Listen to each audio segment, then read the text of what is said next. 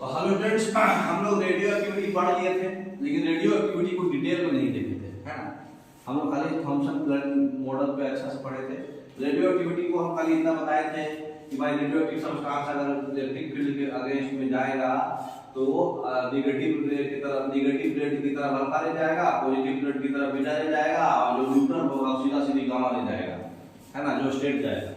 तो बताइए radio activity का खोज किए कौन थे? कौन किए थे?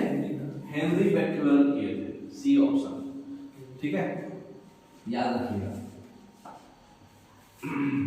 अल्फा पार्टिकल जो होता है वो हीलियम एटम्स का आयोनाइज्ड एटम होता है। कहने का मतलब क्या, आपको बताए थे ना, जिसमें कि 2 इलेक्ट्रॉन होगा और मास नंबर 4 होगा, है ना, यही अल्फा पार्टिकल है। तो हीलियम में मतलब 2 प्रोटॉन भी है और 2 न्यूट्रॉन भी है अल्फा पार्टिकल में। तो अल्फा पार्टिकल जो होता है हीलियम का न्यूक्लियस है ना। तो ये ध्यान रखिएगा ये बात। तो बताइए कौन सा होगा इसमें, अभी बताए। ए बी सी डी क्या होगा, अभी बताए। डब्ल्यू आयोनाइज क्या है? हीलियम एटम है, डी ऑप्शन, ठीक है ना। नेक्स्ट,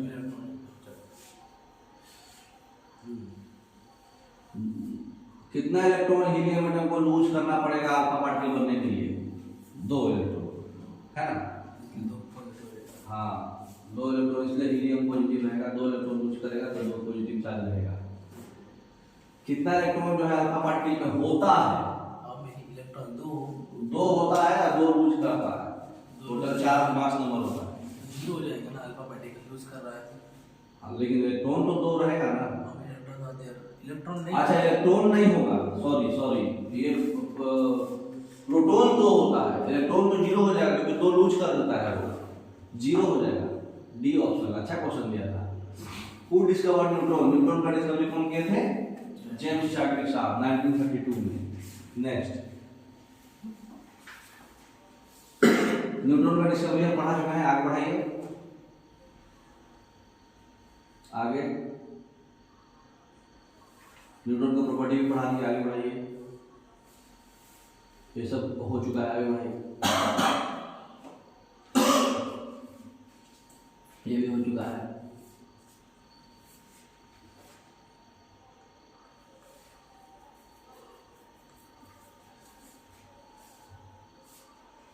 थॉमसन मॉडल भी हो गया।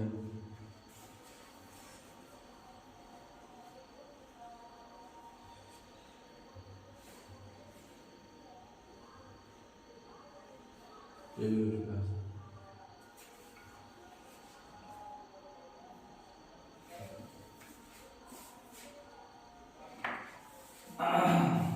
अब हम लोग टॉपिक पढ़ने जा रहे हैं रदरफोर्ड मॉडल, ठीक है ना।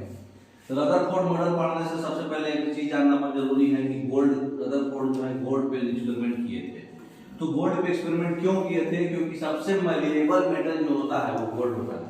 मैलिएबल करने का मतलब उसको कितना भी मारो बेटा टूटेगा नहीं, पतला होता जाएगा खाली, है ना।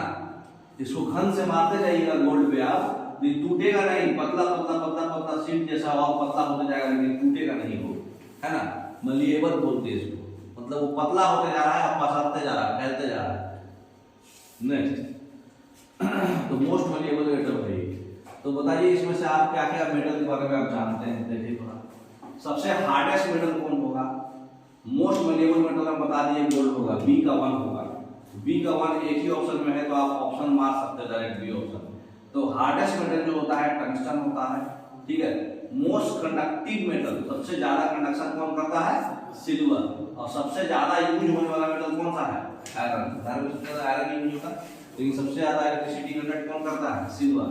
और सबसे हार्ड होता है टंगस्टन, जिससे फिलामेंट बनता है बल्ब, उसका मेल्टिंग पॉइंट बहुत हाई होता है।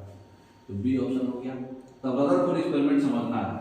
रदरफोर्ड एक्सपेरिमेंट में क्या किया गया कि गोल्ड का फॉइल लिया गया। गोल्ड इसलिए लिया गया क्योंकि पतला फॉइल हमको लेना था, और पतला हम सिर्फ गोल्ड का ही बना सकते। मारते मारते बाकी को मारेंगे तो टूट जाएगा, मारते मारते पतला हम किसको कर सकते हैं? गोल्ड को, क्योंकि मोस्ट मैलिएबल है वो। तो गोल्ड को हम एक फॉइल लिए और यहाँ से रेडियो एक्टिव सोर्स से अल्फा पार्टिकल को भेजे। अल्फा पार्टिकल जब निकला, जो गोल्ड के पतला फॉइल को जब वैक्यूम में चारों तरफ से घेर दिए हैं, वैक्यूम की बात हो रही है। तो जब वो वैक्यूम में इसको भेजे तो देखे कि अल्फा पार्टिकल अजीब तरह से बिहेव कर रहा है। कुछ अल्फा पार्टिकल जब सीधे जाके टकरा गया, कुछ अल्फा पार्टिकल बाएं मुड़ गया, कुछ अल्फा पार्टिकल दाहिने मुड़ गया, कुछ अल्फा पार्टिकल बाउंस बैक भी हो गया। ओ मतलब रदरफोर्ड का दिमाग घूम गया, अरे भाई कुछ अल्फा पार्टिकल सीधा क्यों हो गया, कुछ अल्फा पार्टिकल घुमा क्यों, आखिर गोल्ड में ऐसा क्या है, अलग अलग जगह पे अलग अलग कुछ क्यों बिहेव हो रहा है। तो इससे पता चला उनको कि जो एटम्स जो है, एटम्स के अंदर बहुत सारा स्पेस एम्प्टी है। अब ये गोल्ड का एटम में उनको आइडिया लगा कि बहुत सारा स्पेस एम्प्टी है, इसलिए अल्फा पार्टिकल को रोका नहीं, सीधा चला गया, ठीक है। लेकिन एटम्स के कहीं कहीं जो है इतना हेवी हार्ड सब्सटेंस है कि बाउंस बैक कर दिया उसको वो बताया कि वो न्यूक्लियस है, ठीक है। वो न्यूक्लियस सबसे हार्ड होता है, वो बाउंस बैक कर दिया। और पॉजिटिव और नेगेटिव भी उसके अंदर कुछ है, ताकि वो इधर की ओर घूम गया, कोई इधर की ओर घूम गया। इसका मतलब कि एटम के अंदर कुछ है और कुछ स्पेस एम्प्टी भी है ना। तो इससे ये पता चला। देखिए क्लियर।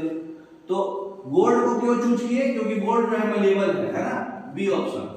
पतला है क्योंकि हमको सबसे पतला गोल्ड फाइन पे चेक करना था। नहीं तो रदरफोर्ड से यही पता चला कि बहुत सारा जो है सीधा सीधी पास हो गया था अल्फा पार्टिकल। तो इससे हमको यही पता चला कि जो है बहुत सारा फास्ट मूविंग अल्फा पार्टिकल जो है पास कर गया गोल्ड फाइन। इसका मतलब कि बहुत सारा जो स्पेस है एटम में वो एम्प्टी है। एम्प्टी है मतलब खाली है, इसलिए चला गया। अब जो बाउंस बैक हो गया था क्यों, क्योंकि सेंटर में बहुत हार्ड सब्सटेंस था न्यूक्लियस, वो बाउंस बैक कर देगा टकरा के, है ना। अब कुछ कुछ डिफ्लेक्ट क्यों हुआ, क्योंकि वहां पे पॉजिटिव चार्ज भी है ना, नेगेटिव चार्ज भी है ना। नेक्स्ट, तो क्यों most of the alpha particle जो है गोल्ड फाइन से बिना कोई डायरेक्शन चेंज किए पास कर गया, क्यों पास कर गया। हाँ, most of the space inside atom is empty. Empty था वो सारा स्पेस, बी ऑप्शन है ना, इसलिए पास कर गया सारा, कुछ रोका नहीं उसको, अल्फा पार्टिकल को कुछ रोका ही नहीं। What percentage of atom is रफली एम्प्टी। अच्छा आइडिया बताइए कि कितना परसेंटेज रफली जो है एम्प्टी है।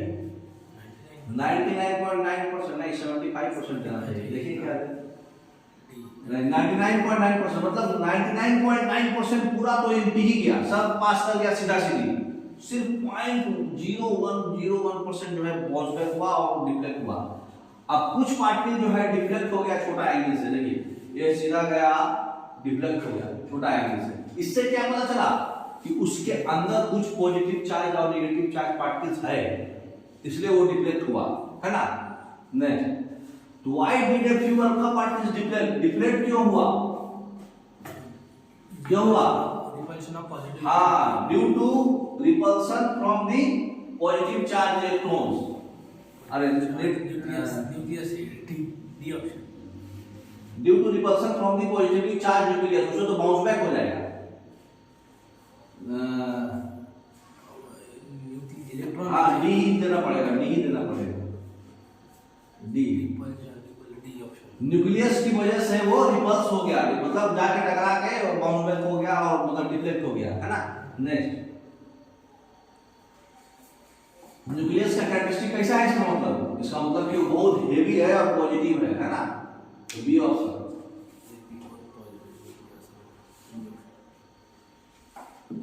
फिर अगला क्या था, 20,000 में से एक ऐसा देखा गया कि 180 डिग्री से बाउंस बैक हो गया और टकरा के पीछे भी आ गया। तो 20,000 में एक ऐसा रिबाउंड हुआ। क्यों रिबाउंड हुआ, सेंटर में पूरी न्यूक्लियस है। व्हाट काइंड ऑफ कोलिजन हुआ, कैसा कोलिजन हुआ न्यूक्लियस के साथ, क्योंकि ओरिजिनल पाथ से बाउंस बैक हो गया, हेड ऑन कोलिजन, एकदम आमने सामने टकराया होगा, तभी तो वो जा नहीं पाया वापस, मतलब वापस आ गया सीधा, है ना। अब तुम यहाँ जाएगा एकदम आमने सामने टकराएगा तो सीधे पीछे ही फेंकाओगे। अब थोड़ा बहुत साइड से टकराओगे तो इधर उधर फेंकाओगे, तो साइड से टकराया था तो इधर उधर फेंकाया था, लेकिन बाउंस बैक हो गया, इसका मतलब कि हेड ऑन कोलिजन हुआ उसमें, है ना। नेक्स्ट, तो रदरफोर्ड ऑब्जर्वेशन से क्या पता चला कि बहुत सारा स्पेस एम्प्टी है, 99% एम्प्टी है। देखिए सब जो चला सीधे सीधे पास कर गया, कुछ जो है बाउंस बैक हो गया, मतलब कि हेड ऑन कोलिजन हुआ न्यूक्लियस से, कुछ जो है डिफ्लेक्ट हुआ, मतलब साइड से टकरा के निकल गया होगा पॉजिटिव चार्ज न्यूक्लियस से, है ना। नेक्स्ट, तो रदरफोर्ड का ऑब्जर्वेशन से यही पता चला। देखिए सारा एक ही जगह कंपाइल करके यहाँ दिया, ये जो बीम ऑफ अल्फा पार्टिकल था सारा जो है सीधा सीधी चला गया, इसका मतलब most of the alpha particle जो है अनडिफ्लेक्टेड गया, मतलब डिफ्लेक्ट नहीं किया। इससे क्या इंटरप्रिटेशन किए, एटम जो है एम्प्टी स्पेस है ज्यादातर, एटम में स्पेस एम्प्टी है ज्यादातर। उसके बाद दूसरा क्या है, कुछ अल्फा पार्टिकल जो है डिफ्लेक्ट हुआ है इधर उधर, इससे क्या डिफ्लेक्शन पता चला, स्मॉल एंगल से डिफ्लेक्शन हुआ है। इसका मतलब कि न्यूक्लियस पॉजिटिव चार्ज है और वो अल्फा पार्टिकल से टकराने के बाद डिफ्लेक्ट हो गया। अब कुछ बाउंस बैक हुआ है, ओकेजनली 20,000 में ये जो है अल्फा पार्टिकल जो है बाउंस बैक हो गया, ट्रेवल हो गया। इसका मतलब कि न्यूक्लियस एकदम उसके बीचों बीच आ गया, मोस्ट ऑफ द एटम का जो मास है न्यूक्लियस में ही है, इसलिए वो बाउंस बैक हो गया, उसको पार नहीं कर पाया अल्फा पार्टिकल, है ना। नेक्स्ट, तो रदरफोर्ड का ऑब्जर्वेशन क्या हुआ, जितना भी है गोल्ड पार्ट डिफ्लेक्ट नहीं हुआ, मतलब एम्प्टी है, कुछ जो है बाउंस बैक हो गया, मतलब कि वो स्मॉल चार्ज है, पॉजिटिव चार्ज है और बहुत हार्ड है, डेंस है मतलब, और कुछ जो है गोल्ड पार्ट जो है डिफ्लेक्ट हो गया, मतलब कि रिपल्सन की तरह न्यूक्लियस भी पॉजिटिव चार्ज है, इसलिए वो रिपल्सन से पास हो गया। तो एक ही चीज को बहुत बार बताया ताकि आप भूलो नहीं। तो इसका मतलब ये पता चला रदरफोर्ड से कि जितना पॉजिटिव चार्ज है उतना नेगेटिव चार्ज है, लेकिन सब कुछ खाली सेंटर में है, बाकी स्पेस एम्प्टी है, छोटा सा है रदर मतलब न्यूक्लियस। कहने का मतलब कि आपका अगर क्रिकेट का जो बॉल है वो अगर न्यूक्लियस है तो पूरा क्रिकेट का जो ग्राउंड स्टेडियम पूरा एटम है, समझ में आ रहा बात, कहाँ छोटा सा बॉल और कहाँ क्रिकेट का स्टेडियम, समझ रहे। तो वैसा है एटम का अंदर का मामला, ठीक है। नेक्स्ट, तो what is the dense core of atom called, what is it's charge. Dense core मतलब अंदर में क्या है, न्यूक्लियस, और उसका चार्ज कैसा है, पॉजिटिव, क्योंकि वो डिफ्लेक्ट हुआ था, रिपल्सन होगा इसका मतलब। तो रदरफोर्ड मॉडल्स का डिमेरिट क्या है, कोई भी चार्ज पार्टिकल को जब आप एक्सेलरेट करिएगा तो कुछ ना कुछ एनर्जी रेडिएट करेगा। तो जब चार्ज पार्टिकल अल्फा पार्टिकल को आप एक्सेलरेशन से भेज रहे हैं तो कुछ ना कुछ एनर्जी रेडिएट करके फाइनली इसी में गिर जाना चाहिए। मतलब एक समय ऐसा होगा ना कि भाई आप चार्ज पार्टिकल को अल्फा पार्टिकल को भेज रहे हैं, तो भेजते भेजते जब वो न्यूक्लियस से टकराया तो गोला गोला पाथ में इलेक्ट्रॉन गोला के इलेक्ट्रॉन मूव करता है, और एनर्जी कोई भी चार्ज पार्टिकल जब एक्सेलरेट होगा तो हमेशा एनर्जी को कुछ रेडिएट करेगा, मतलब खत्म होगा कुछ एनर्जी, उसका नुकसान होगा। लेकिन ऐसा एनर्जी नुकसान नहीं देखा गया। मतलब इलेक्ट्रॉन जब इसके अंदर घूमेगा तो स्पाइरल पाथ में घूमना चाहिए, लेकिन वो सर्कुलर पाथ में घूमता है। स्पाइरल पाथ में क्यों घूमना चाहिए, भाई न्यूक्लियस के पास ज्यादा पावर है, नजदीक में बहुत तेजी में घूमेगा, फिर धीरे धीरे घूमेगा, बड़ा सा सर्किल बनाएगा, लेकिन धीरे धीरे फिर थक जाएगा। लेकिन ऐसा नहीं थकता है, वो इलेक्ट्रॉन नहीं थकता है। नेक्स्ट, तो what kind of particles lose energy, जो भी एक्सीलरेटेड चार्ज पार्टिकल्स है वो एनर्जी लूज करता है ना। ए, तो जो भी एक्सीलरेटेड चार्ज पार्टिकल्स है वो लूज करता है। तो इसका डिमेरिट यही हुआ कि लॉस ऑफ एनर्जी होने की वजह से इलेक्ट्रॉन को न्यूक्लियस की तरफ आ जाना चाहिए। अब इलेक्ट्रॉन में इलेक्ट्रॉन नेगेटिव चार्ज है, न्यूक्लियस पॉजिटिव चार्ज है, न्यूक्लियस बहुत डेंस है ये बता रहा हूं, और इलेक्ट्रॉन नेगेटिव चार्ज है वो इसके चारों ओर रिवॉल्व कर रहा, ठीक है।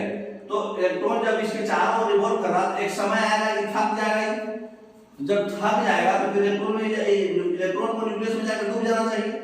अब जब तुम एक मौत का कुआं में तुम अगर सर्किल पे मौत के कुएं में अगर चला रहे हो गाड़ी, और गाड़ी का जब स्पीड जब तक मेंटेन किए हो, जब तक तुम गोल गोल घूमोगे, जहां स्पीड खत्म होगा नीचे गिर जाओगे तुम। तो एक समय आएगा जब इलेक्ट्रॉन के पास एनर्जी का लॉस हो जाएगा, तो गिर जाएगा न्यूक्लियस में, लेकिन ऐसा नहीं होता है, ऐसा तो नहीं होता है, एटम तो न्यूट्रल है, इलेक्ट्रॉन उसके अंदर गिरता नहीं है। तो ये इनका डिमेरिट है। नेक्स्ट, तो what type of path does electron follow according to demerit of Rutherford model? Spiral. Rutherford साहब बोले कि इलेक्ट्रॉन जो है स्पाइरल पाथ में घूमता है और एक्सीलरेटेड एनर्जी है, इसलिए वो एक समय के बाद जो है स्पाइरल पाथ में घूमेगा, लेकिन एक्चुअल में वो सर्कुलर पाथ में घूमता है, लेकिन रदरफोर्ड के हिसाब से स्पाइरल पाथ में घूमता है। ये उनका डिमेरिट है ना। नहीं, तो समझ में आ गया। तो रदरफोर्ड में यही डिमेरिट था कि वो बताए थे कि इलेक्ट्रॉन जो है सर्कुलर पाथ में नहीं स्पाइरल पाथ में घूमता है, जो उनका डिमेरिट था। एक्चुअल में इलेक्ट्रॉन सर्कुलर पाथ में घूमता है, उसका फिक्स एनर्जी होता है, वो कभी भी रेडिएट नहीं होगा, खत्म नहीं होगा, वो आगे पता चलेगा आपको बोर मॉडल में। ठीक है, तो बोर मॉडल हम लोग कल पढ़ेंगे, आज बस इतना ही। ठीक है, ओके, थैंक यू।